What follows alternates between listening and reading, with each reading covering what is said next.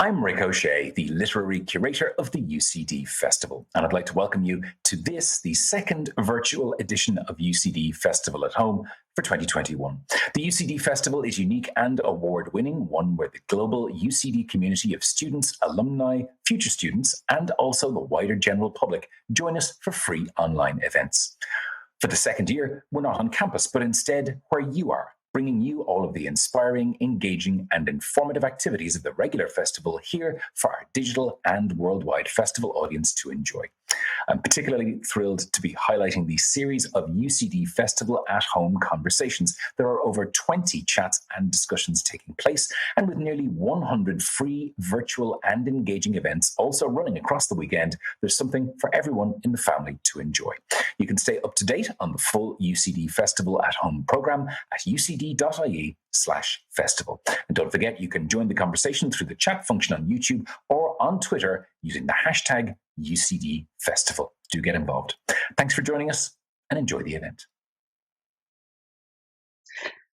Welcome to the UCD Festival at Home, and thank you for joining us from wherever you're watching this. It's a real pleasure and privilege to introduce my guest today. Paul Perry is from Dublin and is Associate Professor here at UCD, where he directs the Creative Writing Programme with the School of English. He has published several collections of poetry, the most recent of which is Blindsight. He has also co-authored a quartet of best-selling thrillers as Karen Perry. He won the Hennessy Award for Irish Literature, the Listowel Prize for Poetry, and the Patrick and Catherine Kavanagh Fellowship.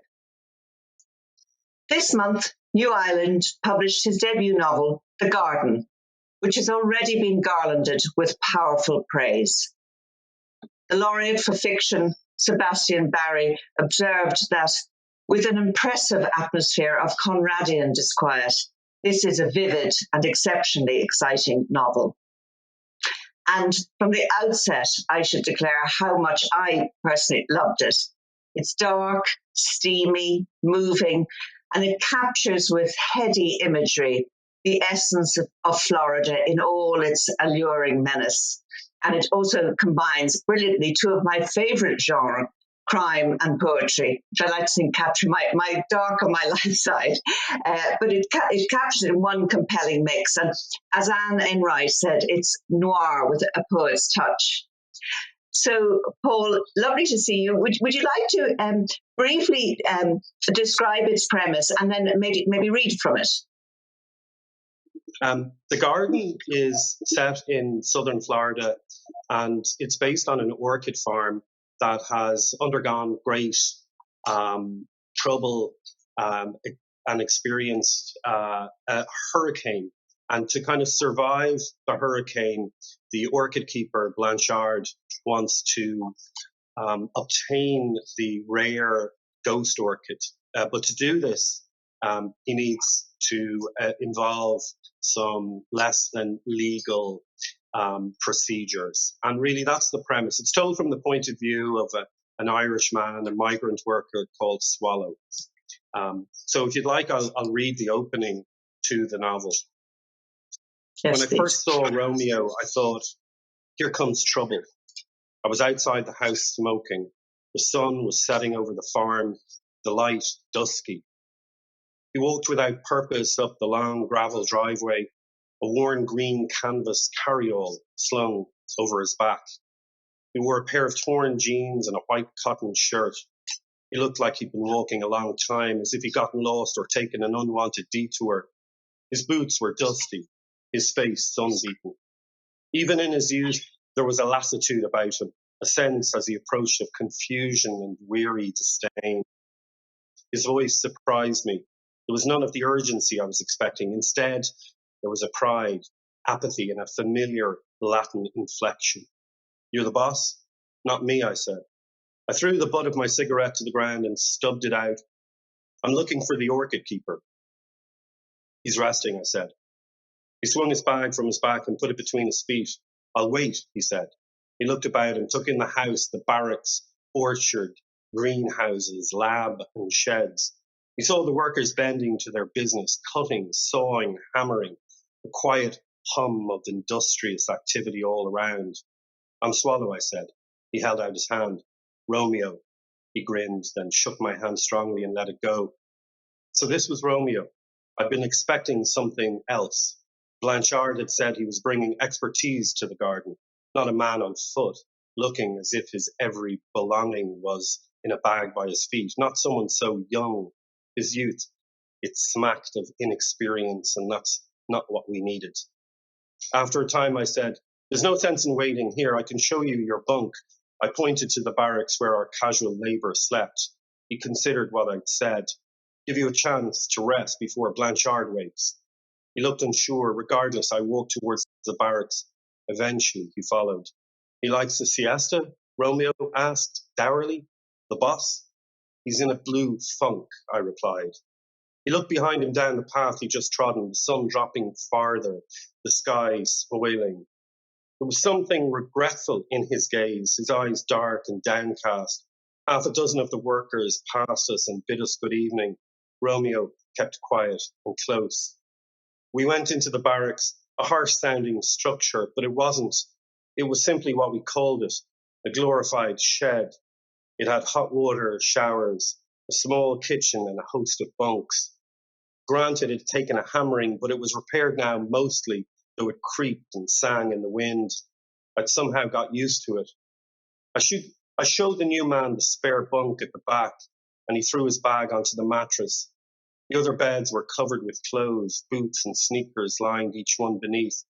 The setup was something like a sorry battalion of lost soldiers may have endured, all discipline gone. Still, it was not quite the DOS house it might have been. We had our rules. Romeo gazed up towards the skylight and then to the back door, which was open, offering a frame to the wire fencing that enclosed the farm. A gentle breeze blew through the building, welcoming in the maw of humidity. The John is through the door, I said, pointing. Showers too. You can do your laundry on a Sunday. Laundry, he said suspiciously. I shrugged. At this stage, I didn't know what Romeo did or did not need to know. I had no idea how long he would even be here. Granted, you could say that about any of the workers who came and went. Mostly folk picked up whatever it was they needed to know throughout the working day by talking to one another. But what Romeo wanted to know and what he needed to know was not clear to me. Some of the workers had left before the hurricane had hit, but then a steady flow of more of them to take their place. Blanchard had called me to the office and asked me to make room for the new guy. This meant vacating one of the beds in the barracks. Not a problem, but I never liked to let a good man go, even if Blanchard was having difficulty paying them all. So I released Chavez, a young Argentinian worker with a wife and child living elsewhere. He was doleful, but didn't dispute the dismissal. And as the days neared to Romeo's arrival, I sensed a certain curiosity in me grow, something I'd not anticipated, a change, an excitement even, strange though it felt. I tried to imagine what this new man made of the place. He looked like he'd seen and survived worse, and with the muted swagger about him, I sensed too that he'd also experienced something more magnificent, more excessive. As if there were a touch of the gambler about him. Still, he hadn't seen the extent of the damage.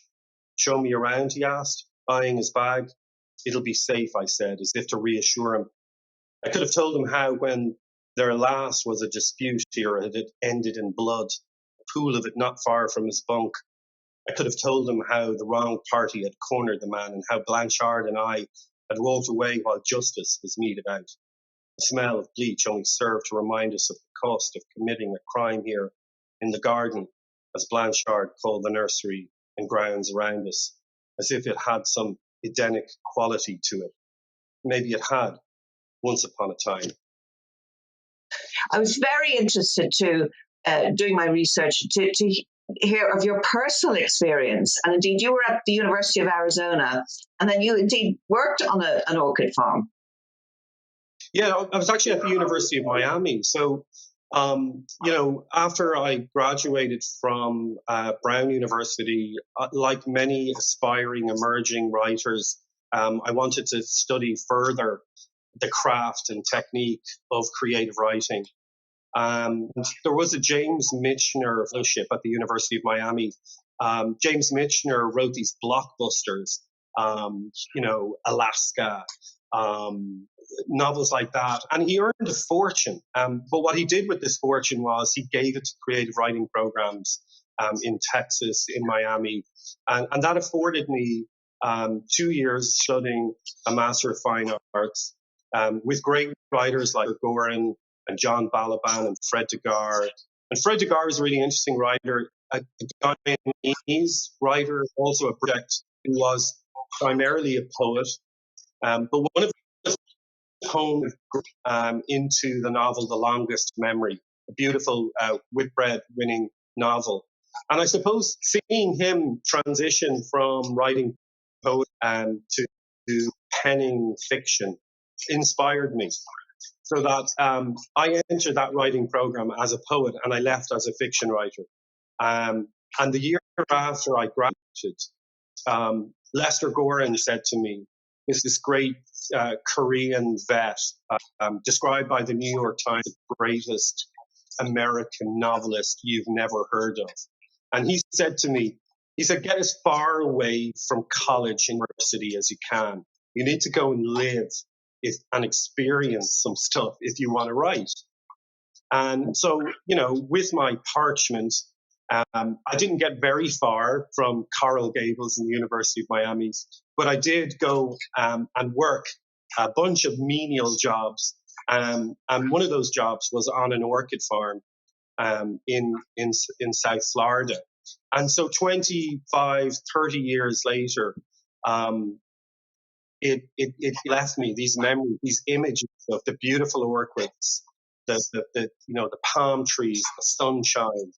And in fact, I did write several poems about it, and published a collection of poetry about 10 years ago called The Orchid Keeper. Yes, images persisted, and they insisted almost that I tell a story about them. And one day I sat down to write, and the orchid farm came back to me, and these characters, Romeo and Catfish and Blanchard and his wife Maribel, started to talk to one another, and this story came about. And in relation to this novel, you've quoted Paul Theroux, fiction gives us a second chance that life denies us. And, given that your time on the orchid farm was in the early 90s, it's obviously taken more than a couple of decades to revisit it. And do you think this is part of the osmosis of creativity, that these events in our lives, we need time and its passage and its passage to bring it forth from us, as it were? Yeah, no, I think that's a really good question. And the Paul Theroux quote is a really good one. And I think, he wrote a novel called The Second Life, which I read. And I remember thinking, this is really fascinating. This is based on his life, but it's not his life. It's almost as if, what if I had stayed on the orchid farm for longer? What if some of the things I saw turned into this? So, and I also think it's something Lester Gorin wrote, is that, it's one way of understanding your own past and your own experiences is to put it into a narrative framework. So in a way, it's a kind of a meaning-making exercise. Not programmatically, not to kind of say, well, this happened and this is why I am the way I am. But it is, I started off as a poet, Madeleine, and writing a poem, you don't know where you're going to end up. In fact, if you knew the last line of a poem, the journey of discovery wouldn't be an interesting one. So, I take the same principle to writing a novel or a narrative. The Somerset Maugham quote comes to me as well. There's what does he say? There's three rules to writing a novel. Unfortunately, nobody can remember what they are. And so I think, sitting down to write this, I was kind of writing in the dark. It was almost like a dream or a fever dream where you're revisiting memories, but those memories are transformed by the imagination into something else. So in some ways, the novel is kind of a psychodrama in that sense. Well, yes. I mean, I would sincerely hope that very few of these things happen to you, because as back to Anne Enright, who, she described it as well as a lush, tough evocation of obsession and betrayal. And those themes are in it. But also there's infidelity, there's violence, and they're barely simmering under the surface, and they erupt, and a lot of it is how dangerous life can be. We are at once prey for not just snakes and alligators, but for people. No, absolutely. I think you're right. And I love your description of the book in your introduction when you use the word menace. And certainly when I lived in the United States, and I lived there for Orchids, the 1990s, in my 20s. So it was a very informing and influential time for me. As very formative as a writer. I was influenced not only by my teachers, but by the people I met and the landscape around me. And I always felt that, when I returned to Ireland, it just felt like a much safer place. And there was this tinge in the air in the United States whenever I got off the plane and traveled through customs and got on, a bus or a train or took a taxi, that there was just this tinge of unpredictability, of volatility, and of danger in the air. And I think that, I think we see that, the civic strife within the United States. It's there today. It was there 10 years ago. It was there in the 1990s. And I suppose I'm to that. Coming from a much safer society with not as much diversity or volatility about it. It to me, I was kind of alert to the dangers around me. And I suppose Florida as well is kind of it feels different to the rest of the United States. I did live in New England. I also lived in Texas. That's a completely other story as well. But some of this novel takes place. It is a kind of a wilderness, and it feels like it's encroaching and wants to almost reclaim what was taken from it. So I got that sense. I feel like that sense is in the novel too. And that savagery in the novel that comes not just from the wildlife, but I mean, for all the I love the symbolism of this exquisite, elusive, beautiful bloom, but against that, what humans do to each other. And I was very interested in the way you wrote violence.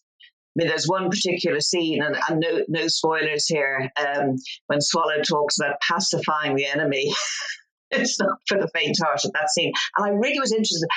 People talk about how hard it is for a novelist to write about sex, but I imagine writing violence must be difficult and different too.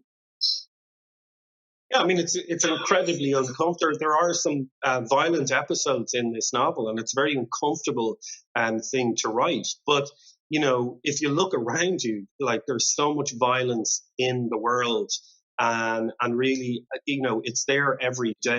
It's interesting that you picked up on that word pacify, because that was a scene which my editor did not want me to reconsider. In fact, he wanted me to take it out. But actually, I stood my ground, and I took that from my brother, who actually joined the U.S. Marines.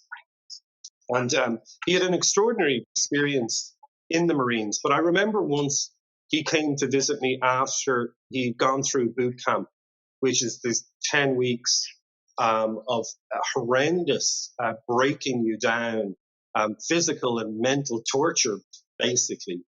But one of the things he described to me was how they had been taught to pacify an enemy. And the word, I just thought, what kind of a word is this? Because what he described was an act of violence. And this is the kind of rhetoric that is used in the in kind of military discourse. And that's something Swallow has experiencing some kind of trauma.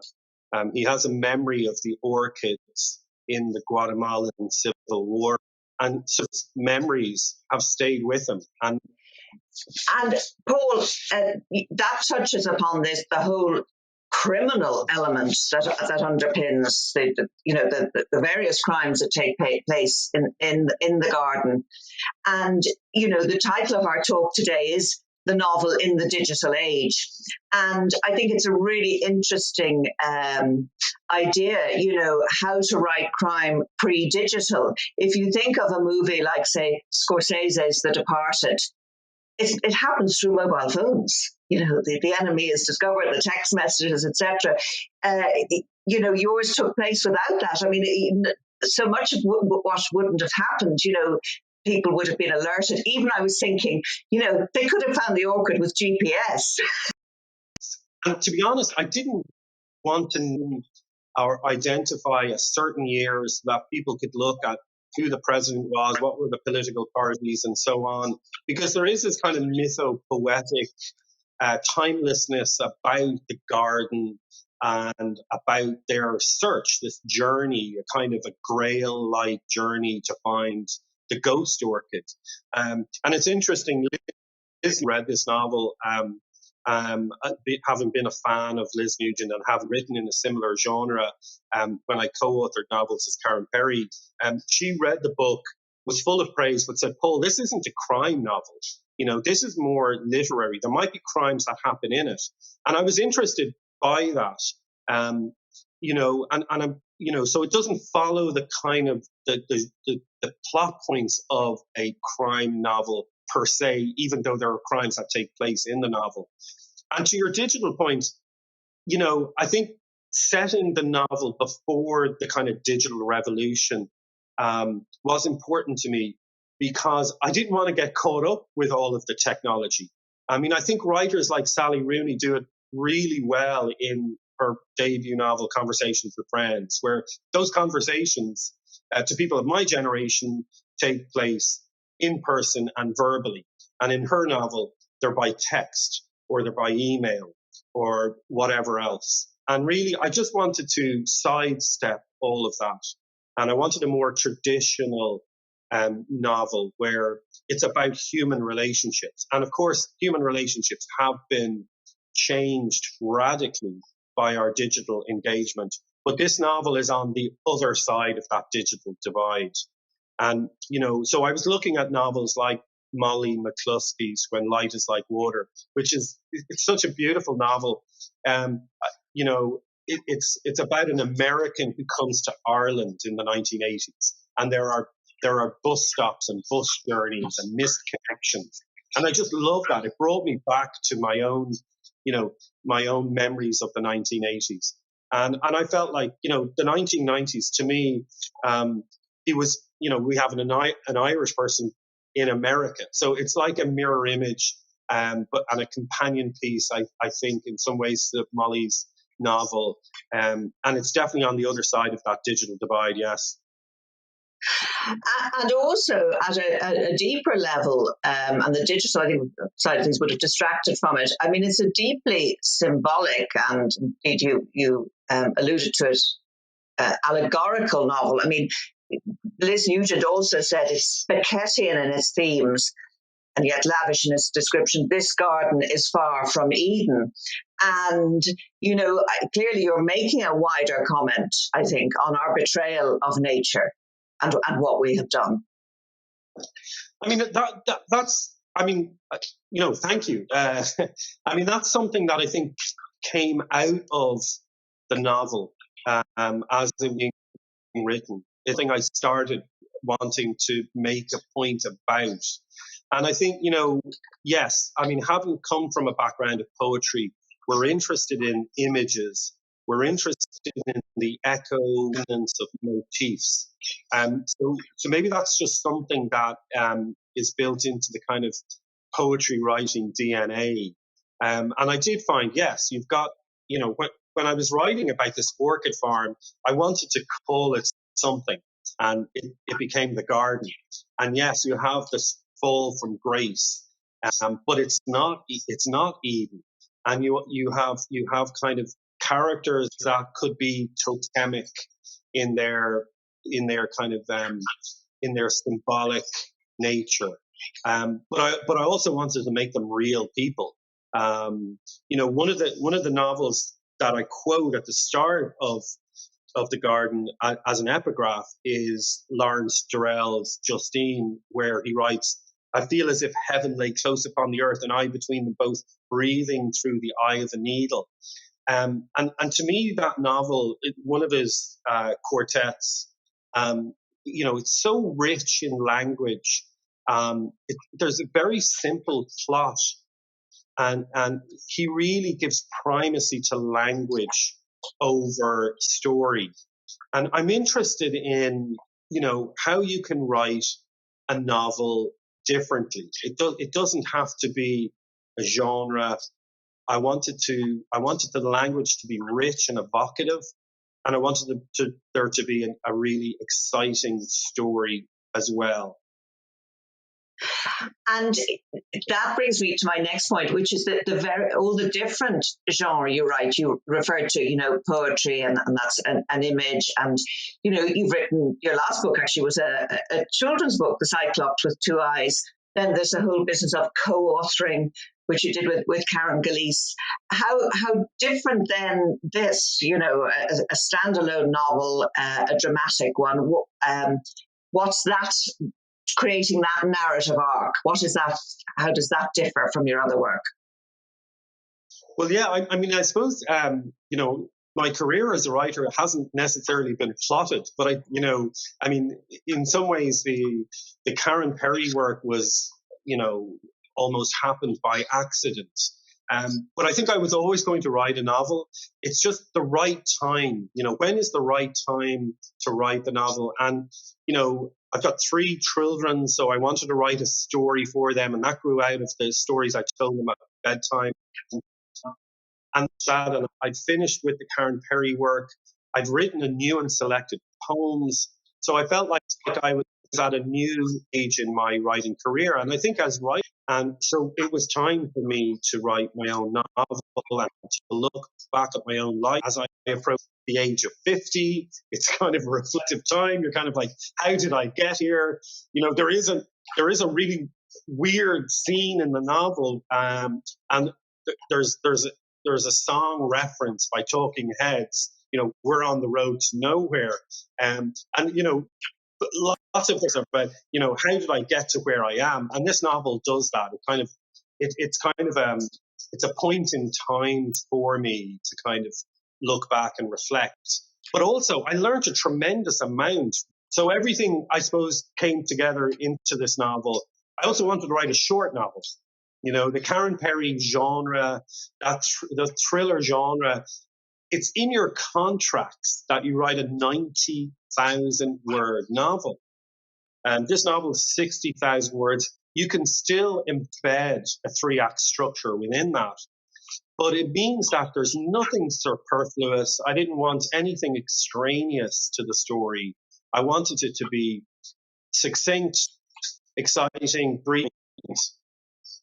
And yet you packed so much into it, where often with some crime novels, actually you sometimes feel there's quite a bit of padding, but you've explained it now. That's interesting that the contract says 90,000 words. A lot as well that I got from when I was reading it, it felt like a film. And I think it's very obvious material, even without the novel. Do you know what I mean? If you were to do your elevator pitch to a filmmaker, it's an obvious one. But there was a filmic quality to the writing. And are you aware of that? Was it something you were trying to do, or was it part of the editorial process? Did it emerge? Yeah, it's a really interesting question. There was a time where novelists aspired to for their novels to be adapted into film, and then I suppose there was a resistance to that in some writers' camps where they wrote more experimental works that would be difficult for the novel to be adapted. I think it's a really interesting question. Certainly, when I was writing I was interested in the kind of temporal framework. And, so what I mean by that is how time is constructed in the novel. And I think in a screenplay, you really, flashbacks don't work that well. You want to keep the viewer in sync with the time and the narration of the story. You want to keep them as close to that narration as possible. So it was interesting, as I was writing it, there was in earlier drafts, there was much more fluidity to that temporal framework. And my editor kept on trying to bring me back to telling it in a more linear fashion. And I think actually, good writing, there's a tension. There has to be a tension between the characters, a tension between the past and the present, and also between exposition and drama itself. And I think, if you can get that tension right, then there very well may be cinematic or filmic qualities to it.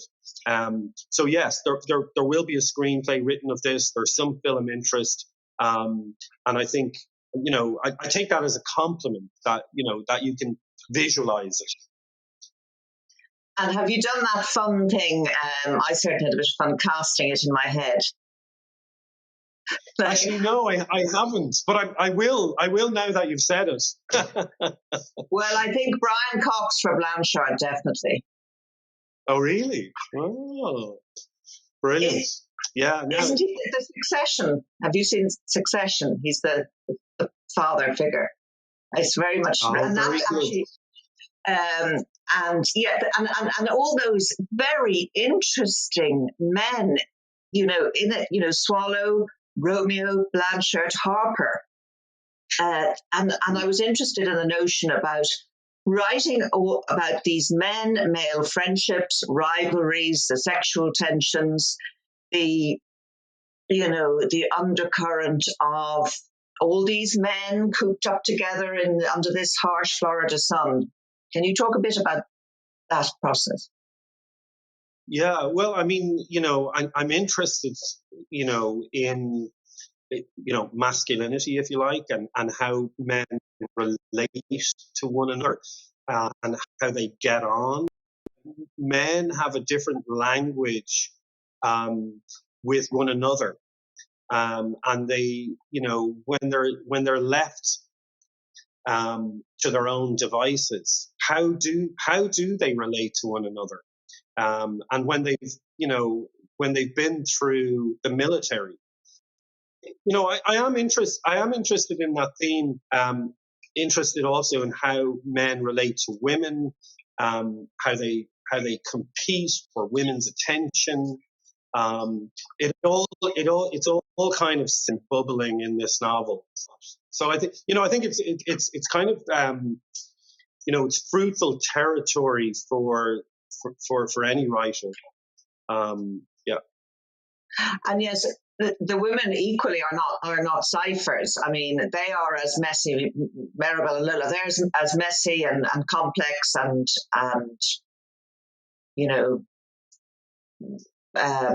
fragile, really. As the men. Yeah. I wanted to make all its characters as real as possible. They're not symbols or mouthpieces for one thing or another. I mean, the two main female characters in the novel, Lola and Maribel, are very different. Maribel is from the Caribbean and describes herself as red, which is of mixed race, which really confounds Swallow. He can't understand how Blanchard and Maribel are married if he is a racist. Yes, he's been brought under their wing. They've kind of saved him, and he feels like he owes them a debt, and that's why he stays. But he's attracted to Maribel, and he works for Blanchard, and that's one of the triangles. And then we also have Lola, who he's involved with, and Romeo. And that's another triangle. So yeah, I'm interested in the kind of dynamics between these people. And I suppose, you mentioned sexuality and infidelity, and I suppose again, the canvas of relationships seemed much more fluid than it was where I grew up in Ireland. Yes, all the mess of human relationships is the there, mess. isn't it? Yeah, the mess. Yeah, the mess. That's a much more succinct way of saying it. The mess. Well, and I think that's, for me, I've always said that the one of the most important notes in writing is authenticity. And Shakespeare's famous dictum to thine own self be true, then thou can be false to no man. And it's true of writing. It feels authentic, and life is like that. It is as complex and messy and unpleasant and gorgeous and all those things. Paul, as we wind up, I'd just like to ask you, as this is your first experience of a novel on your own, as it were, and literary fiction, and the very genre you tried. What are you doing next? Would you, or would you want to talk about that? Would you do another novel, or? There's a point. I think in every book where you feel like you can't make it through, but then you do. And I have an idea for what I describe as a standalone sequel to The Garden. And that's what's currently occupying my thoughts. Yes. So say no more, as they say in Ireland. Well, yeah. I mean, I think the danger of talking too much about something that you want to do and or that you've started is that something else happens, or you talk it out of existence. And that I'm in that kind of stage now.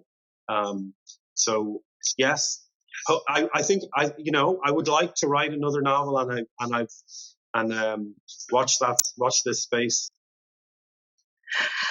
Well, on the basis of this beautiful novel, The Garden, published just now by New Ireland, I look forward to the next one. Paul, thank you so much for your time and thoughts and generosity, and all you do as head of creative writing for all the budding and burgeoning young writers coming up the ranks. Thank you also to UCD for organising, as always, a wonderful festival.